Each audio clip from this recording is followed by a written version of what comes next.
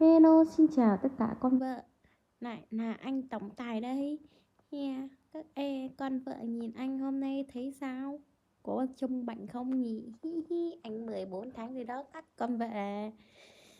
Anh rất chi là khoái. Khoái. Các con vợ nhìn anh có khoái không?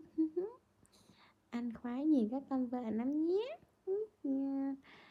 Anh đã 14 tháng nhưng anh không chịu đi với anh rất là lười đi. Thích thì anh đi, không thích thì thôi. Thích thì anh cười, không thích thì anh khóc chơi chơi cho các bà bô bà dỗ chơi. Anh rất thích bà bô dỗ nhé. Vâng.